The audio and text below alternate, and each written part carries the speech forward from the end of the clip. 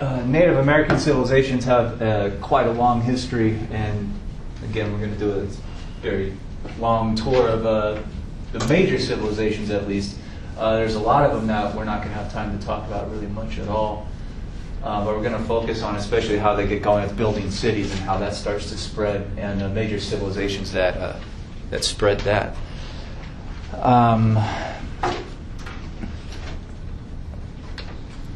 So starting off, this is a map of the major civilizations, or at least a bunch of them we've already talked about, and how they tend to rise around major river systems and game theory that we've talked about before it kicks in. So China with the Yellow and Yangtze rivers, India with the Indus River and the Ganges River, and then Egypt with the Nile River, Mesopotamia with the Tigris and Euphrates. It seems to be the same kind of scenario playing itself out again over and over and over. And that'll get eventually translated also over to the Americas.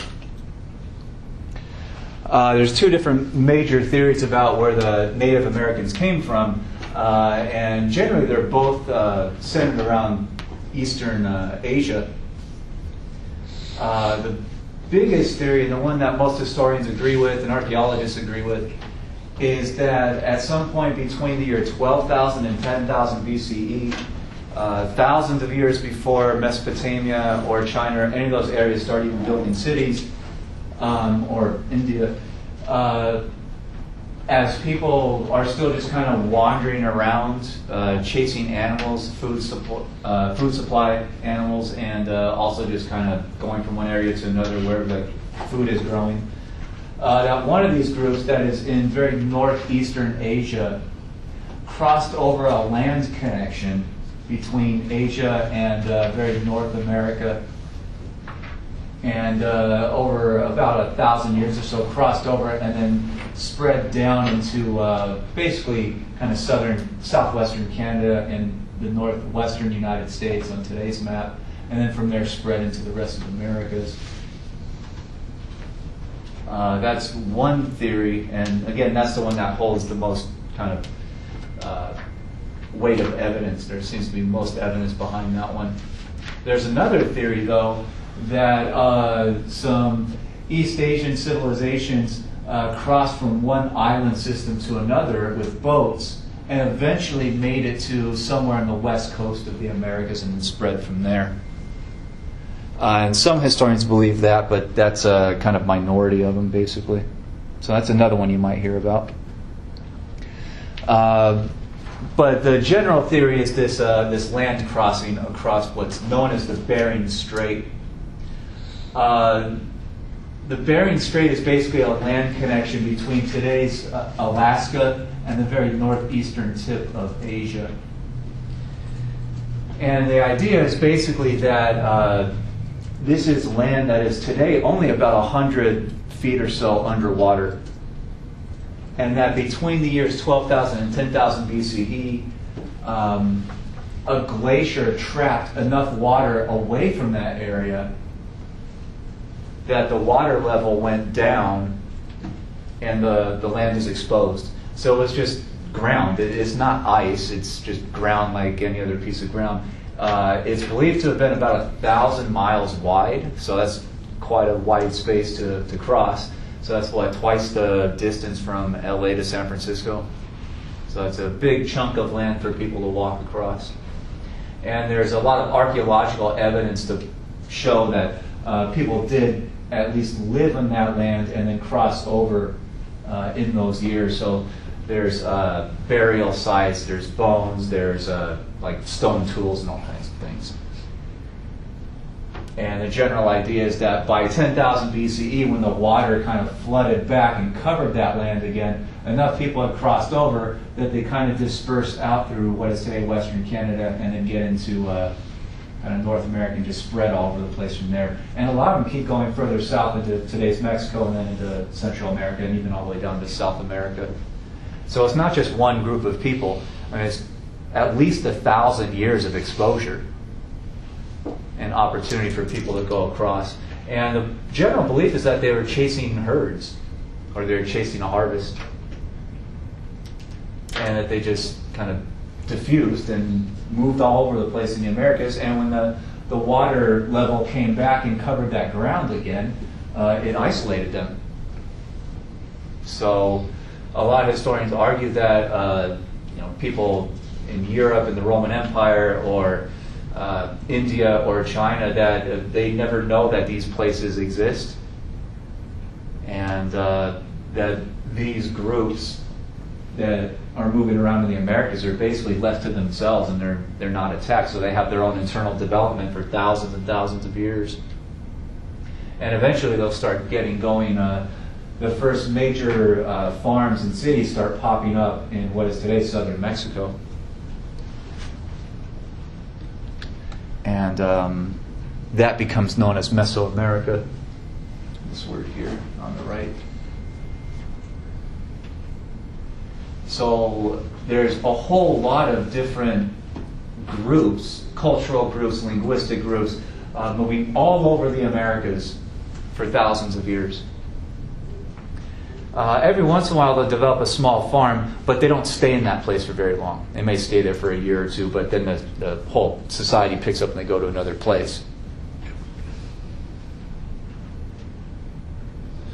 But it's these areas in today southern Mexico where big cities, big farming communities get going that tend to stay fairly stable and will stay there sometimes for hundreds of years. And that's what's known as Mesoamerica. So that's where the farming in the Americas kind of gets going. Historians estimate somewhere between 2000 and 1000 BCE. And once those societies are successful, that idea of kind of permanent settlements and whatnot starts to spread to other groups all over the Americas and into South America. Does that make sense? Yeah. There's no belief that there was people already there before other people came from Asia? Not really, because that land bridge just wasn't open. It was opened, historians believe, at like 40,000 BCE or something like that. But archaeologists don't find many artifacts in the Americas, human artifacts, until this point, after 12, 11, 10,000 BC. That's where they start to find them. So it's possible people could have crossed over, but how likely is it that they were there for another 30,000 years but didn't leave anything behind for us to find? So yeah. But historians are like scientists. They basically say it's not absolutely certain, but the probability is real low, right? So a good historian will say it was possible. We just have, if it happened, we haven't found the evidence for it yet. That's why one thing about ancient history is a lot of ancient historians are really excited all the time, because it's just one find, like somewhere out there, that indicates that people were there, tens of thousands of years earlier, and that completely rewrites the textbooks. It's just that one thing. Does that make sense? And same thing with ancient Egypt or Mesopotamia or India or anything else we've talked about. You run into that one extraordinary place where you find all these artifacts and information, and that starts them off on a whole re-envisioning of what happened. So they're exciting people. Historians or yeah, or especially ancient historians. You find one thing and just flips everybody's knowledge of it. So yeah. And it's happened recently in the past few decades. Let's see. Some historians kind of put Mesoamerica on this timeline of kind of human development with cities and technology and empires and whatnot. And I should really update this and put India on it, because India gets going with cities even before Mesopotamia. But the general theory is that if Mesopotamia got going with their cities somewhere around the kind of late 3000s BCE, and then China starts 1,000 years later, that might explain the differences in technology. Because by the year 1500, when History 1 ends, and you go into History 2, the Spanish come into, and the Portuguese and whatnot, they come into the Americas with massively improved technology, and that's how they conquer the place, right? They have increased firepower. So historians say that's the result of those societies getting going with technology much earlier than Mesoamerica did. That if it takes 4,000 years to get from the earliest cities to big firepower cannon, that means that the Native Americans are a couple thousand years behind, or at least 1,000 years. Does that make sense? So according to that timeline, if it's going to take them just as long, they're not going to develop that high firepower by themselves in isolation until the year, 2500? Does that make sense? And because they just got started later.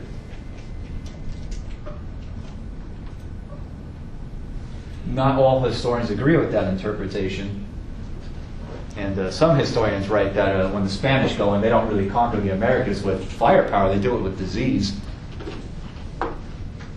But that's another giant debate amongst historians. But that's a just kind of comparative timeline of when these civilizations get going or start building their civilizations. Does that make sense? All right. Well, there's a lot of different kind of cultural groups, and this is just an image of, a fairly simplistic image of North America. So there's all kinds of different groups, and most of them basically adapt to their environment that they're living in. You can see that in their religious practices and the buildings they build and all kinds of things. And what kind of technology they use. They basically rely on the natural resources that are around them.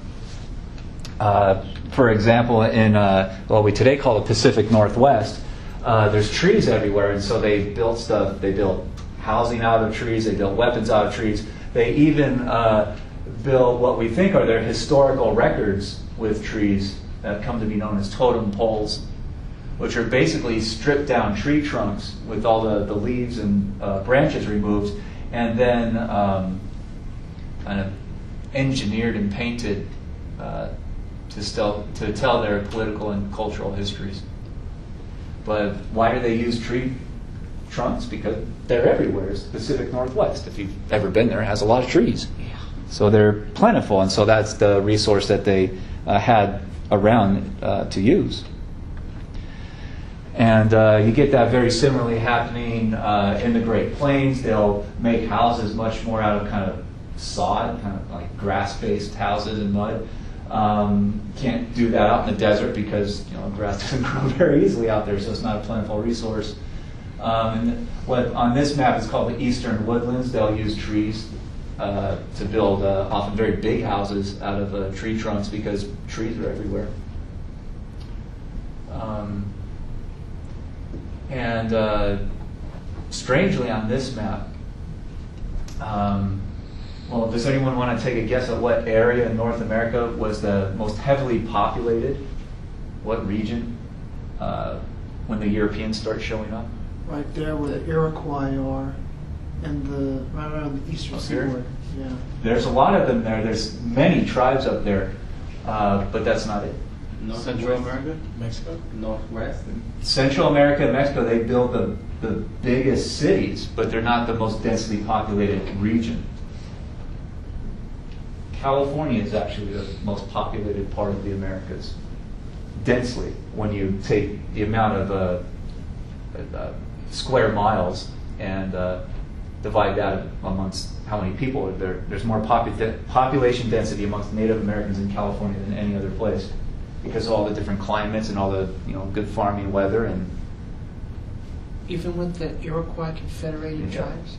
Yep. And it's one reason that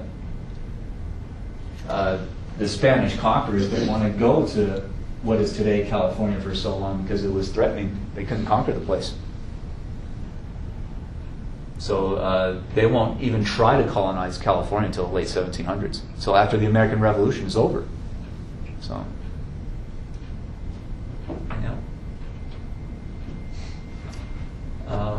but that's at least an introduction to California history. which we teach here at Chaffey now, which is exciting for some of us. Chaffey didn't used to teach California history. It was a big struggle to get us to do it. Okay, let's see. There's several civilizations that get going with building cities in what is today southern Mexico. It's Mesoamerican area.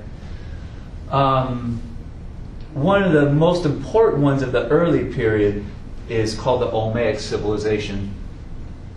And just like the other civilizations we talked about, they pop up along this major river system because the river floods and it inundates the farmland, and so it's really easy to grow food there. And they don't have to have every single worker be a farmer. So some workers can go off and go into basically technology work. They figure out how to build buildings and make weapons, and they centralize power to the point where they can start conquering neighboring areas and building an empire.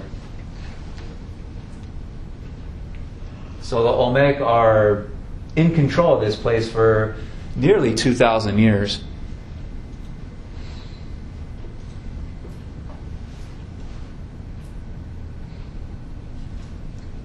And we know that they were there because they left behind so many artifacts. One of the most famous things that they seem to left behind are these giant stone heads that they carved into boulders. We think of either their political leaders or their gods, their religious deities. And this is impressive engineering because it appears that when archaeologists have kind of studied the stone that the boulders are made out of, the boulders are not native to the area where they're found. So they figured out a way to move these things, which are several tons, and you can see they're taller than people usually. And it's difficult for us to imagine how they could have moved something of that weight, and sometimes many, many miles.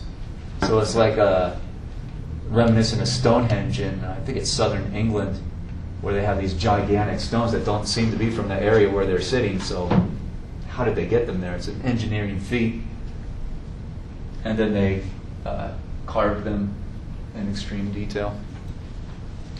And you can see by the depths of some of the image, they had to dig deep into the rock. So they had to find heavier rock that could cut into the boulder. And we know they did that with other rock because there's remnants, little chips left of the kind of tools that they used to do the carving. And another thing that the Olmec create is what becomes known as the Mayan calendar,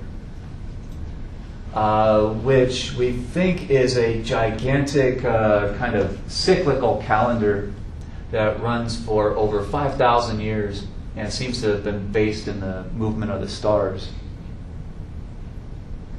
And we think that this is connected to them trying to kind of do weather prediction for the harvest, when they should be planting things, when they should be, when the winter's going to come, all that kind of stuff. And made it extremely detailed to the point where they predict what constellations will be in the sky at certain times. And they're doing this thousands of years ahead of time. So they're extremely intelligent civilization. Very scientifically oriented. Looks very alien-like. Hmm? It's very alien. Yeah, and there's a History Channel thing. Yeah. History Channel has this show where they say that aliens came down and gave people this technology. So they make these images to make them look like the alien, like gods who came and landed and gave it all. So I personally don't believe it, but that's History Channel stuff. But the Olmec apparently believed that when the 5,000 year cycle ran out, that the whole world would be destroyed and remade, like an Armageddon. So the calendar also counts down to basically year zero, and then expected something cataclysmic to happen. When did we pass it That was supposed to hit in December 2012. Oh, yeah. So that's, if you remember, there's a lot of people running around saying that the Mayan calendar tells us the whole world's going to end. I think it was like December 22nd, 2012 or something like that. Almost 4 years ago. Yep. Yeah. So when I first started teaching everyone, the students always ask, is the world going to end in a few years? I said, oh, probably not, because we have archaeological evidence of stuff that existed before 5,000 years ago. So if it was wiped out, I mean, the buildings still stood, so it's not like everything's being destroyed. So I was optimistic. But I kept saying, we'll find out. No, we'll see. Future's hard to predict. But eventually ran out and reset, and I feel like we're still here. Maybe I'm just dreaming it all. Who knows? Another day. Yep. Yeah, there's especially in Western Europe, there's a long tradition of these ideas that pop up every 5 or 10 years or so that the world's going to end in the next couple of years. We all have to get ready. Or you guys remember maybe you're too young to remember the computer breakdown idea of the late Y2K, 90s. I remember. Yeah, when the year shifts and starts over at 0 with 2000, that all the computer systems will shut down. So like all the planes will fall out of the sky and no lights will work, and your refrigerator will shut off because the electricity company computer systems are going to die.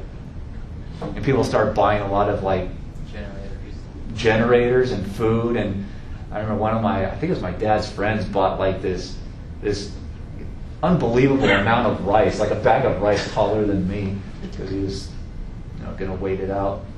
Remember, computer companies started selling computers. It's called Y2K Ready. Yep.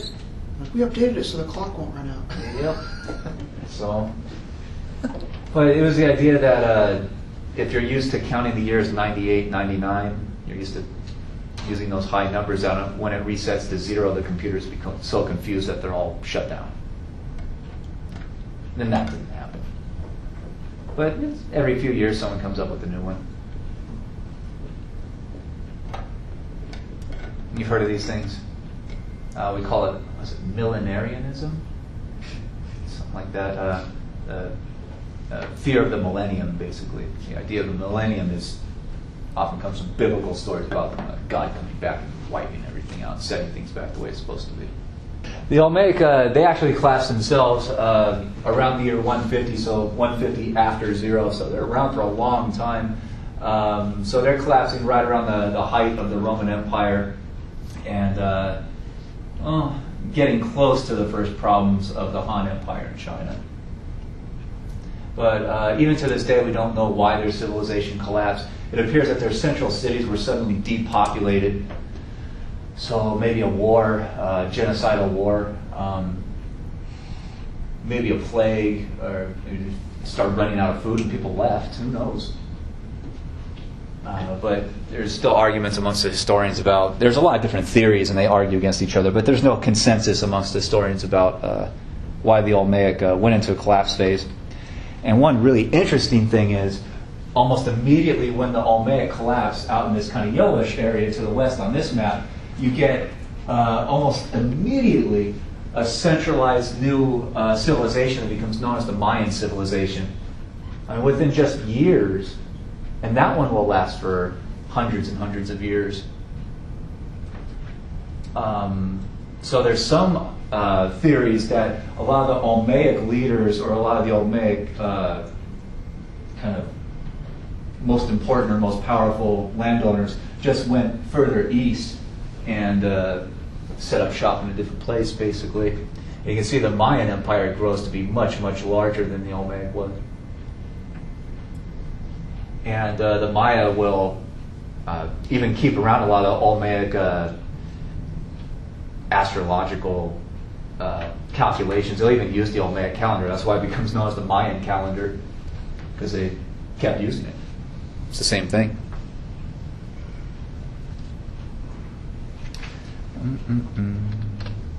No, there you go. So the Maya become known for kind of scientific innovations. There's rumors that they are performing things like brain surgery, at least dentistry, filling cavities and whatnot.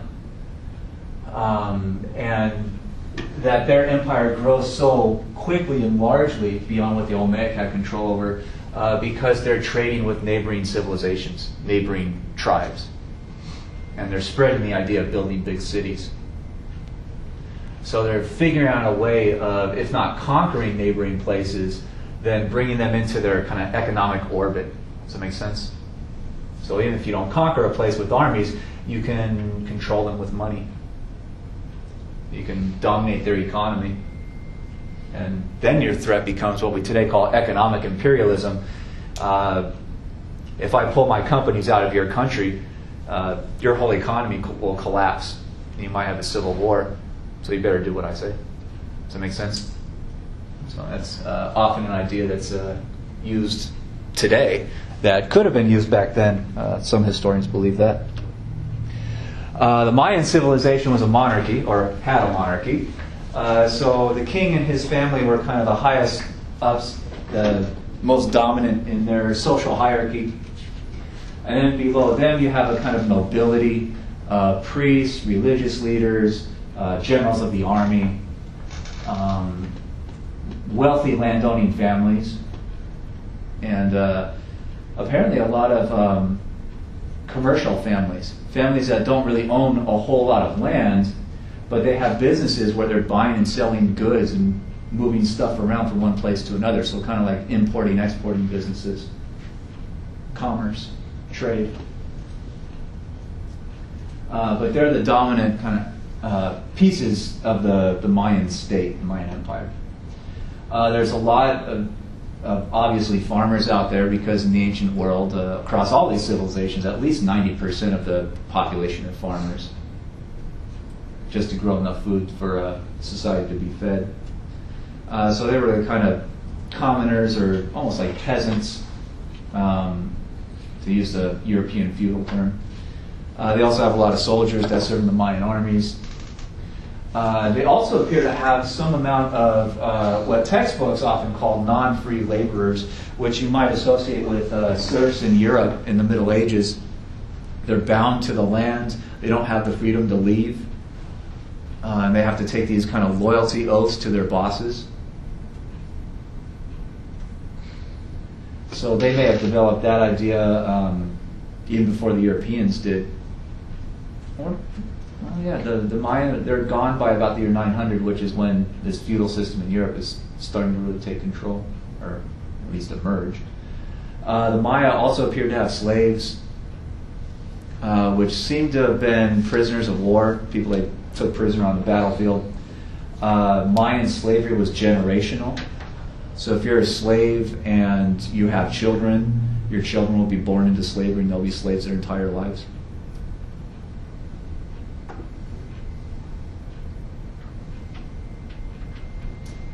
So that's a quick peek at their society real quick.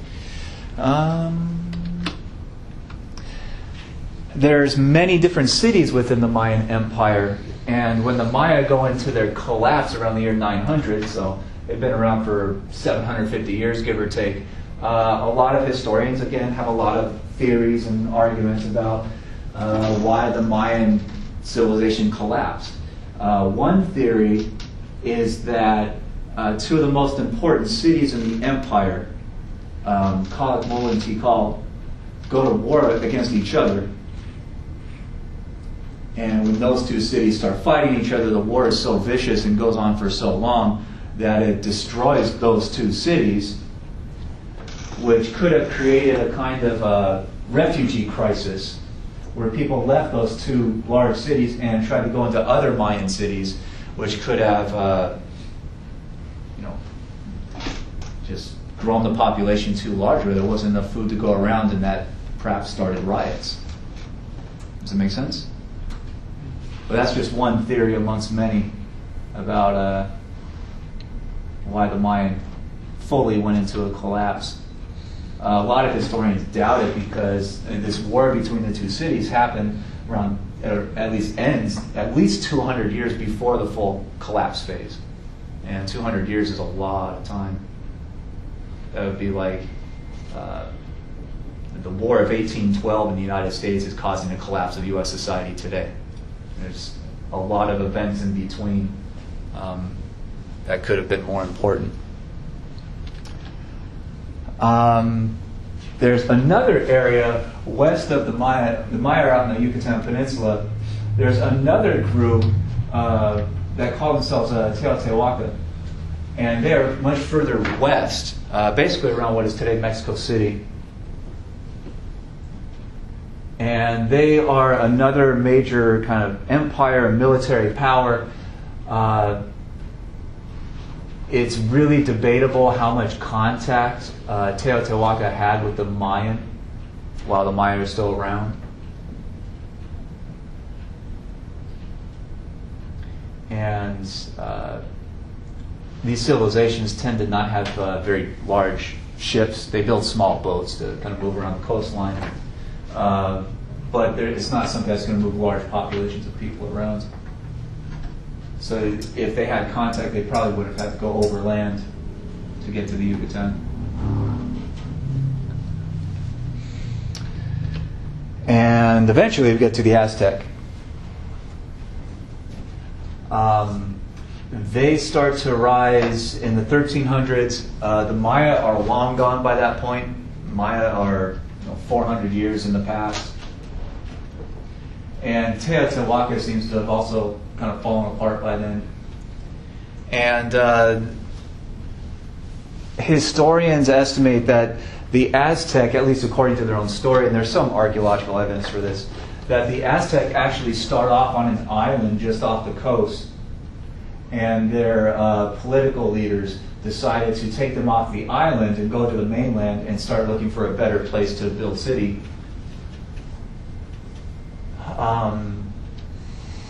The legend is that there's a kind of religious myth in their society that the gods came to the Mayan or the Aztec leaders and said that the gods will give you a sign, and where you see this event happening, you should build your city right there on that spot. And does anyone know what the sign is? The symbol? The eclipse. No, not the eclipse. The eagle and a cactus. Yeah, the eagle on the cactus eating a snake. And so their group kind of is wandering around in what is today Mexico, and finally see this event, this like actually happening in the real world, and decide to build their city right there on that spot, which ends up being a really beneficial spot because they see this happen on an island in the middle of a gigantic lake. And they decide to build their city on this system of islands. And this will eventually grow into a gigantic city, though, the centerpiece of their empire. So it'll still be around when the Spanish come to invade, and so there will be a giant war between the Aztec and the Spanish. And the eventual kind of colony that Spain sets up, they call it New Spain for a while. But when Mexico goes into revolution and they kick the Spanish out and start their own country, they take that symbol and make it the centerpiece of their national flag. But they eventually build their city on the lake. The city is called Tenochtitlan. And this is a Spanish-drawn image of how big this city is and how big the lake is. It's not very accurate. The lake is actually much bigger.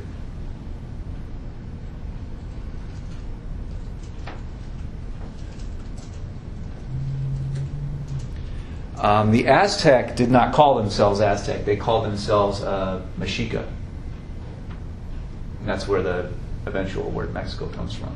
And this is a computer rendering of how big the city, eventually, under the Aztec era, they kind of take over the whole island system.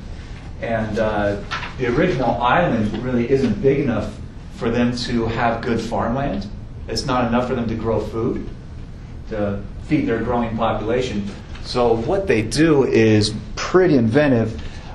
They create like man-made land, basically, where they take kind of hard mud and they build it into lattice work, kind of a grid pattern, and they fill it in with soil, with dirt. And they'll plant the crops, they'll lay the grid down on the water, and they'll plant the crops into the soil so that the roots will grow through the soil and down into the lake water. So we have a constant water supply to feed the whatever vegetable or whatever it is they're growing. Does that make sense? And if you've ever been to Mexico City, it's a very sunny place, at least before the pollution set in.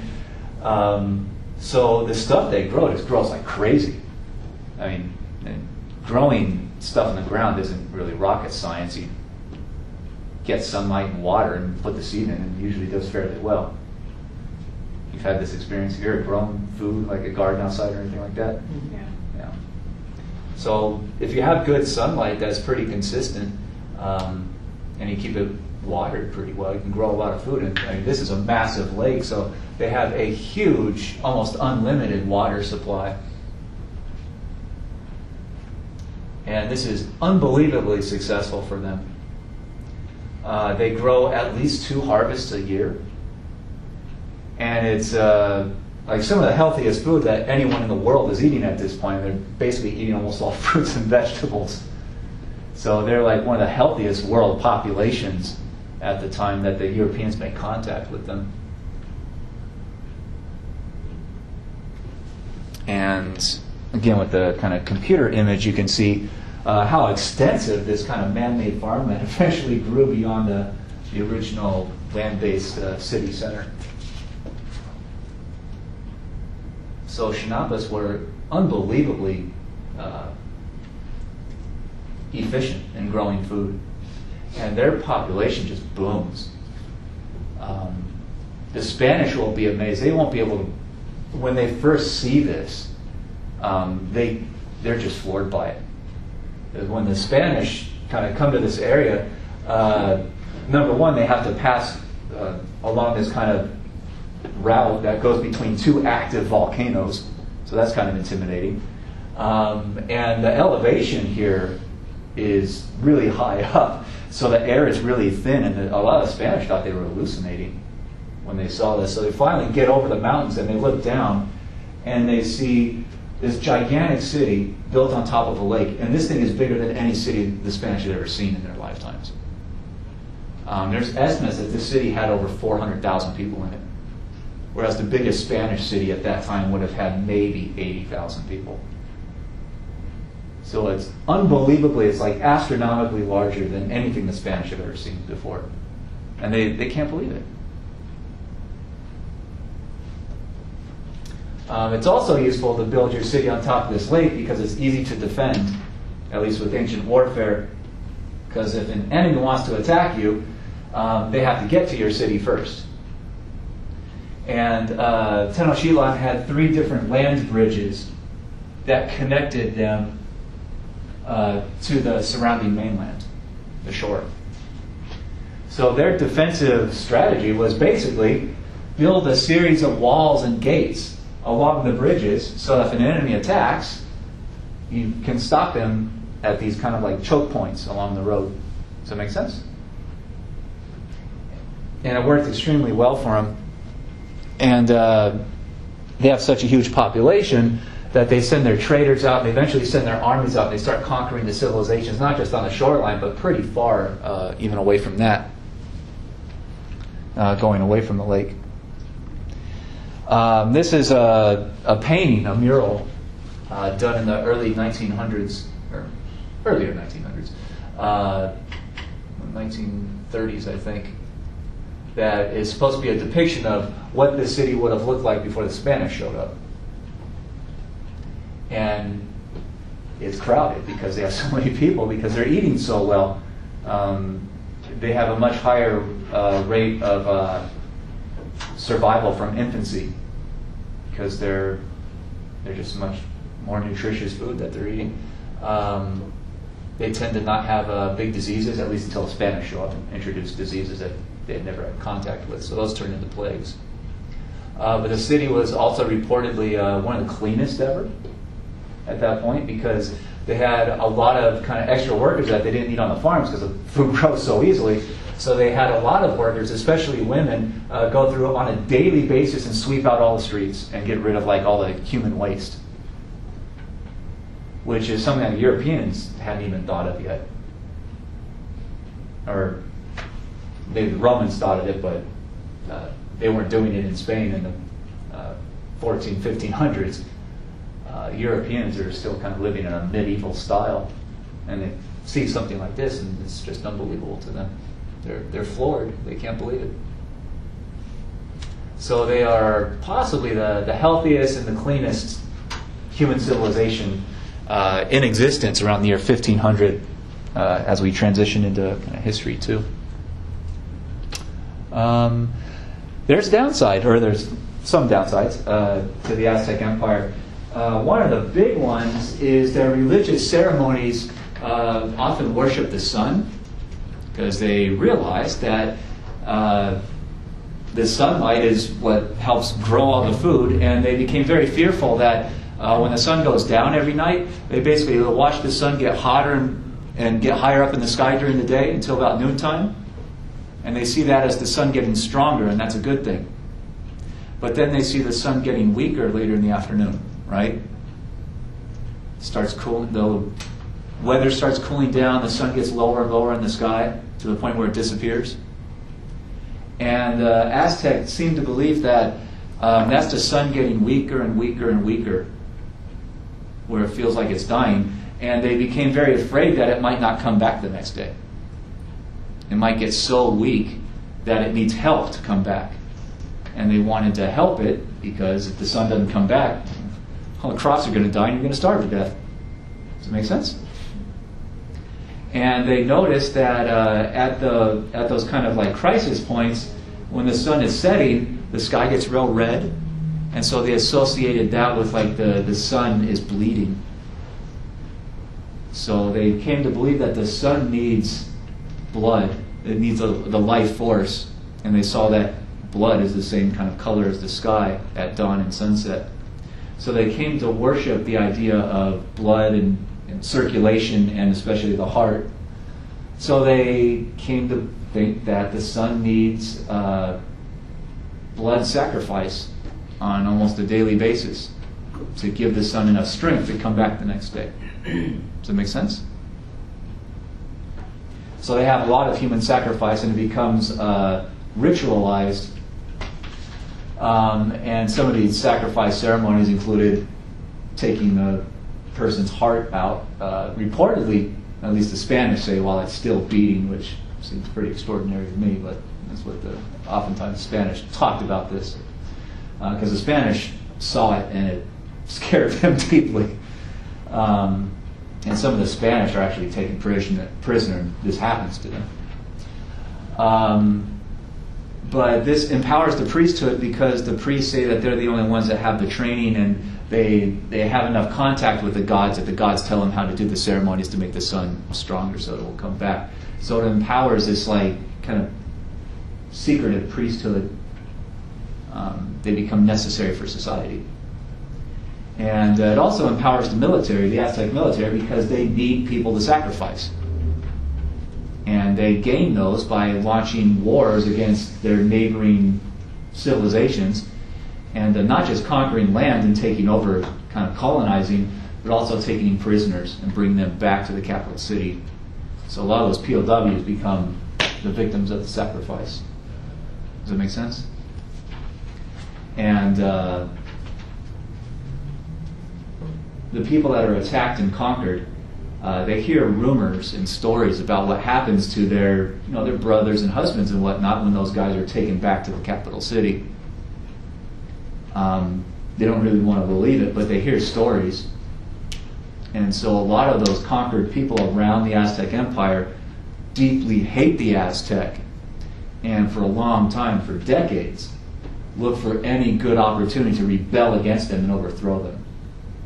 Does that make sense? So a lot of historians argue that the Spanish walk into a really good opportunity. For the Spanish, you have a very prosperous, centralized city, and you have a lot of hatred of that city all around it. And historians argue that that's another method that the Spanish used to conquer the Aztec. They basically make deals with all these other groups that hate the Aztec, and they form this gigantic army that the Aztec can't stop. And you combine that with gunpowder militaries and the use of disease, plague. And that's three of the big things that helped the Spanish win against pretty big odds. So, questions about any of this? Nope. Moving on from here. All right. The Aztec hierarchy, their social stratification is a lot like what we talked about with basically all other civilizations. They have a government. They have an imperial government. They have an emperor. So they have a royal family. But the Aztec emperor was not guaranteed to just be the son of the last emperor. The Aztec emperors are often kind of chosen by the government administrators. So there's like this vote within the government about who the new king should be. So oftentimes they would vote for someone from another family, and he would become the new emperor, and his family would be the imperial family. And sometimes they'd vote for the eldest son to be the next in line or something like that, but it's not guaranteed. So the emperor had to really follow the advice from his leadership, or else there could be a threat that they just choose someone else to be the next emperor at some point. The Aztec also had universal child education, at least at a kind of elementary school level, so they educate girls also.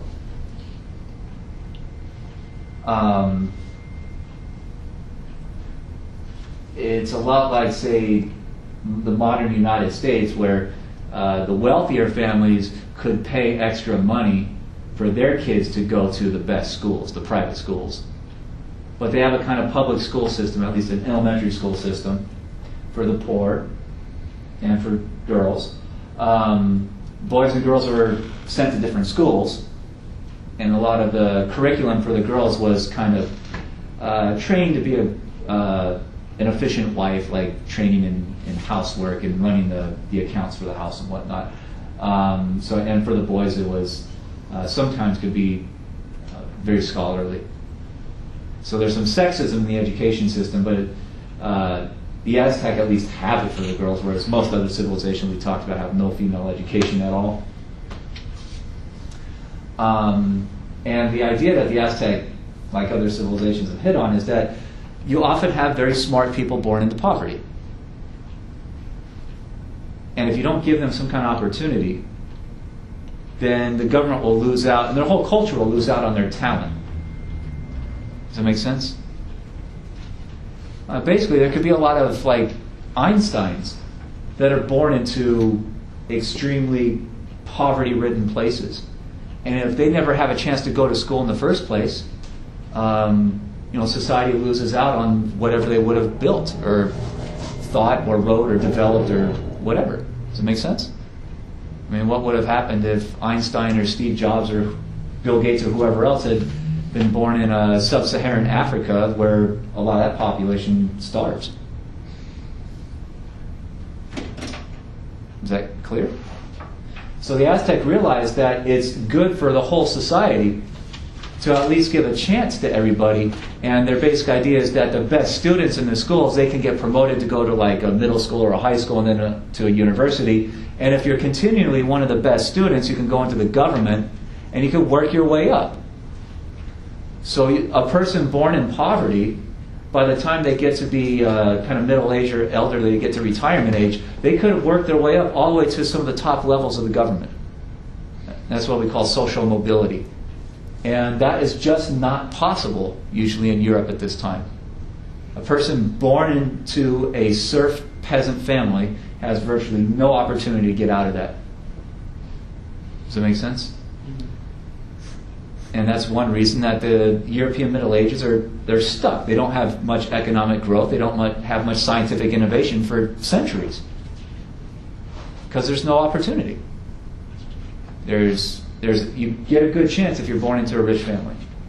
But if not, And it's pretty much over for you. You're going to be a farmer. Does that make sense? All right. And even if you make it into the government, you could be removed from your position if you are inefficient, if you're not good at your job, or if you're caught stealing or taking bribes or something like that. And the Aztec have a pretty heavy-handed court system. If the government brings charges against you and puts you on trial, there's no jury. The court system was basically, it had a judge. The government would present its case, and you would present whatever defense you could possibly bring together. And there's a lot of testimony and evidence and whatnot. And the judge would decide if you're guilty or innocent. And the legal enforcement was extremely heavy. There's execution, not just for like murder, but for embezzlement against government. There's execution for, attacking one of the nobles, and for a lot of even kind of what a lot of us might think of as like petty property crime. You can be executed for that too if you're found guilty. So the judges have a lot of power in this system. And whenever judges have that much power, there's a real threat that the judges could take over the system. Does that make sense? Just declare anyone who questions the authority of the judges, bring them up on kind of trumped up charges and have them found guilty and get rid of them, have them killed. But they also put in a kind of check on that system. So they put in an opportunity to make sure the judges wouldn't do that. And that is basically, if evidence emerges, say you go to trial and you're found guilty and executed for whatever crime, if evidence later emerges that the judge made a mistake, that you were actually innocent, the judge is executed. So the judges were heavily motivated to make the most accurate decisions they possibly could. Does that make sense? All right. Questions about that at all? Nope. Okay. Whereas, at least in the United States today, if judges continually make bad mistakes, they just get kicked out of office, and unless they commit crimes in making mistakes, they're usually just kind of still free to go. All right, so that's the Aztec. And the Aztec go imperial. They conquer a large kind of, let's see, yeah. They conquer a large area beyond just what is today Mexico City. So they have an extensive kind of empire. And that's eventually what the Spanish will run into in the early 1500s. And the Aztec are so prosperous, they have a lot of, at least reportedly, they have a lot of gold in their capital city. And that's what motivates the Spanish to find that capital city in order to steal the gold. Or conquer it and take the gold. But a big problem for the Aztec is that they're not really in contact with any other major civilization like the Inca. So even though the Aztec and the Inca coexist, they exist at the same time, they're so far away from each other that they never even know that the other one exists. So the Inca pop up at first around their central city, Cusco, and that will kind of remain their capital city for the rest of their history. Piece by piece, they'll conquer a gigantic empire that stretches for about something like 3,000 miles. Stretches from, it's basically a coastline empire from the north all the way down to nearly the southern tip of South America.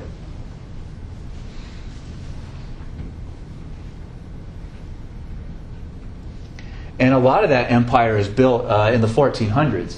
So it is still fairly new by the time the Spanish will make contact with the Inca in, the 1530s.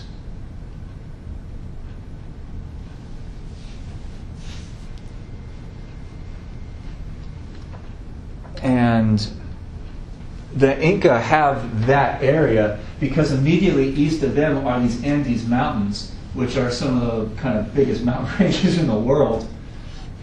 So that tends to isolate the Incan Empire, this coastline, from the rest of South America that the Portuguese and the Spanish were invading even before that.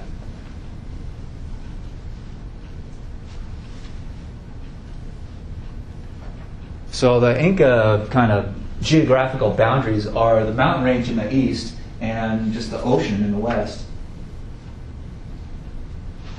And they basically conquer or make deals to take over all the valuable land between those two geographies, the mountains and the sea. You can see on this map, the Aztec Empire is located pretty far northwest of there.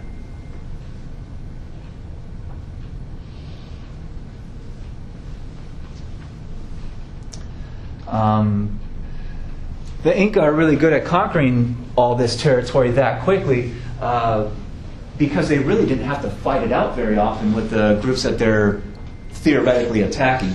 The Incan policy, the strategy is basically they bring the big imperial Incan army to an area and they announce to the townspeople, we're going to attack you on 2 or 3 days from now. But they also offer a deal. They say, if you just don't fight and you let us take over this place, then we will make you into full-fledged Incan citizens. You'll be totally equality with the rest of the Incan people, and you can kind of take part in our economy. You can move around in the Incan Empire. You can have all the rights and privileges as a full-fledged citizen. That's only if you don't fight us in a couple days. If you just surrender now without a battle.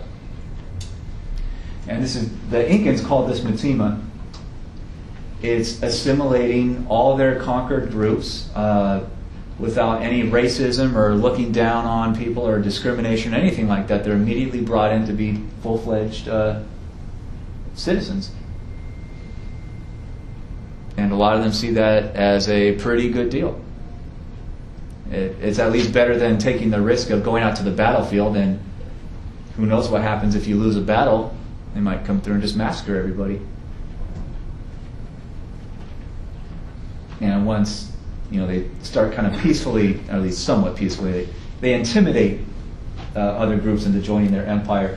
But once a lot of groups join their empire, then they can build ever bigger armies, right? So they can send those out, and it just kind of has a domino effect and spreads like crazy, especially in the 1400s.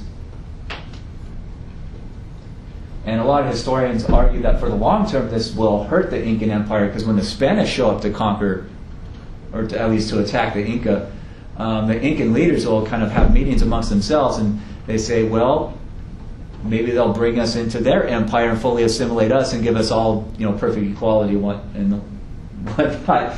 And the Spanish don't do that. They basically enslave the Inca and massacre a whole lot of them, and in order to steal as much gold and silver out of the Incan Empire as the Spanish can possibly get their hands on.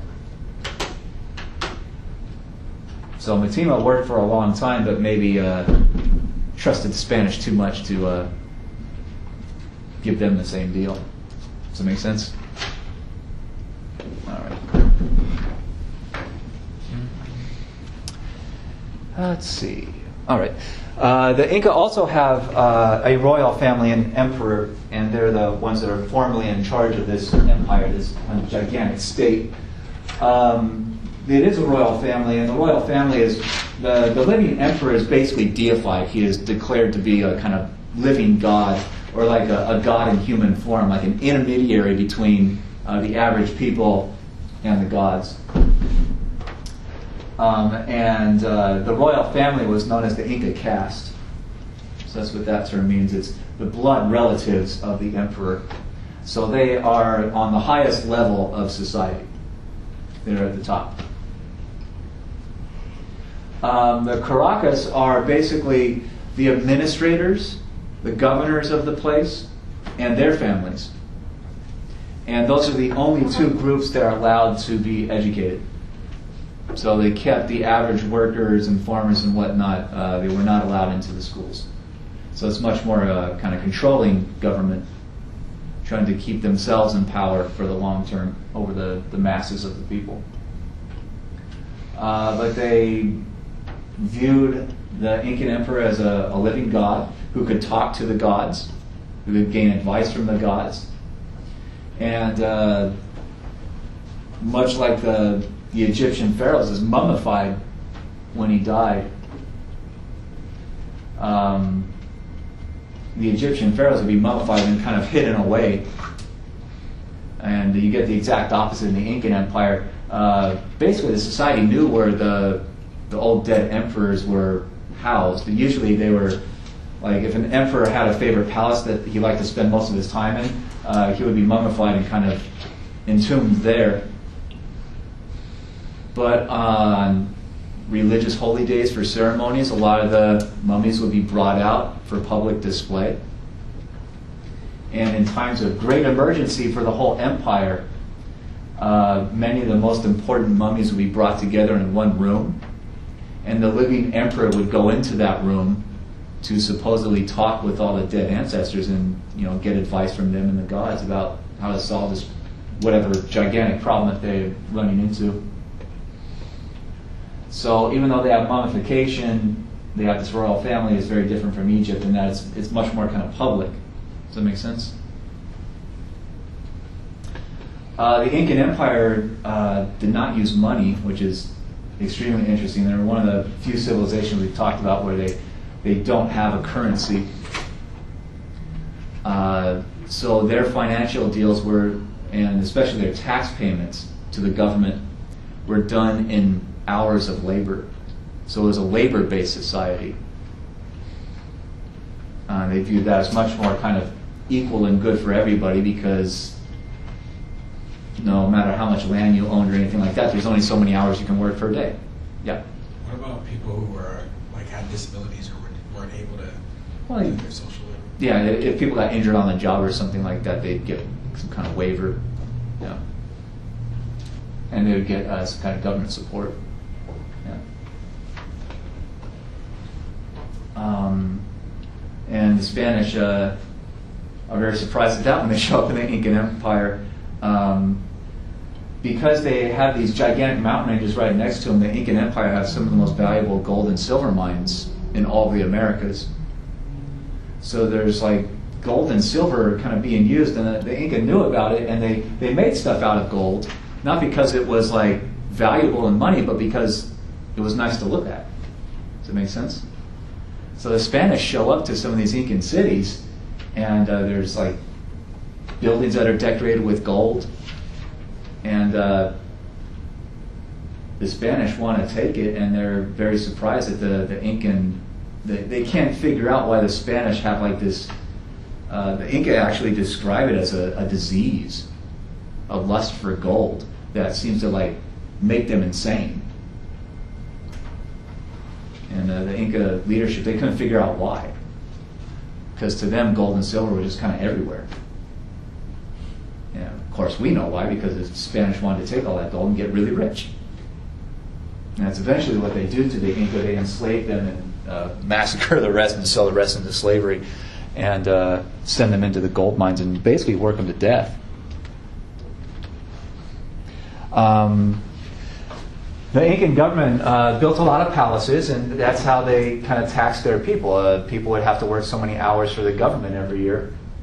So there's a lot of palaces, there's irrigation, there's all kinds of things that the government builds, and not with money, but with this kind of communal labor. Possibly the biggest and most famous government building project is a network of roads, because they have like a 3,000-mile long coastline that they want to control these different cities. So they built this one major kind of super highway that went north and south, and then a series of smaller roads that would connect that highway to many of the villages and major towns throughout their empire. And the road was reportedly so well engineered that when they put bricks on the side of it to kind of protect it and solidify it, they didn't even have to use mortar in the bricks. just the weight of the bricks and the perfection of the design held the walls together.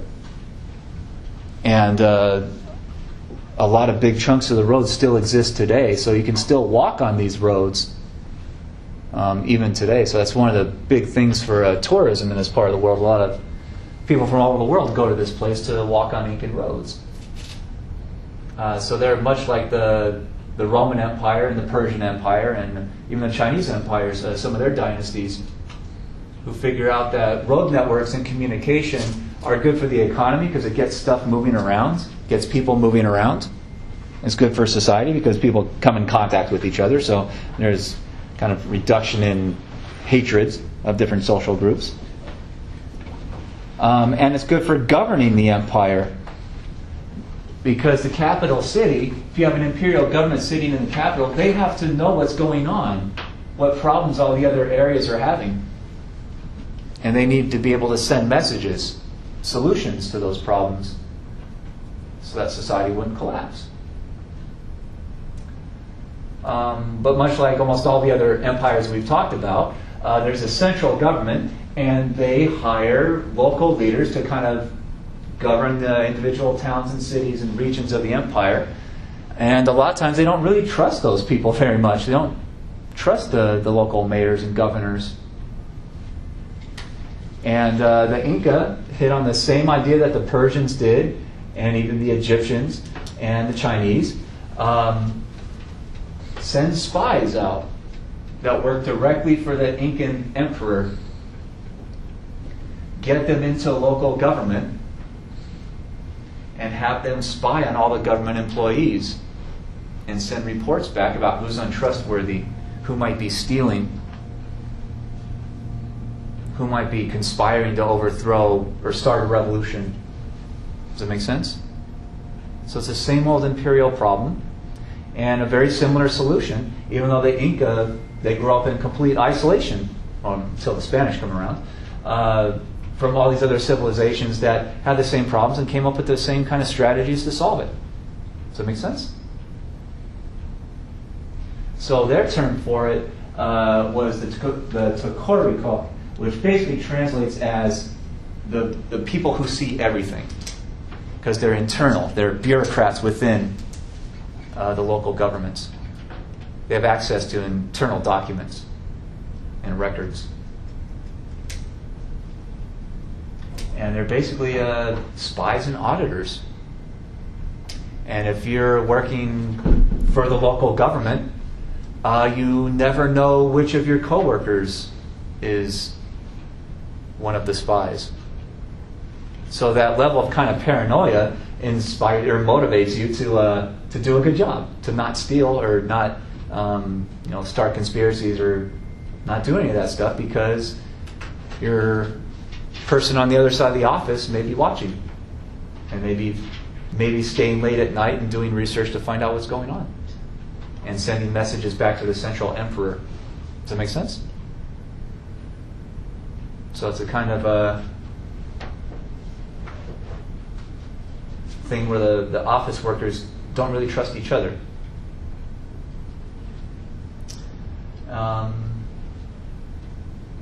But the Incan Empire appears to be kind of much more peaceful, at least in the Aztec, where even though they, again, had no contact with each other.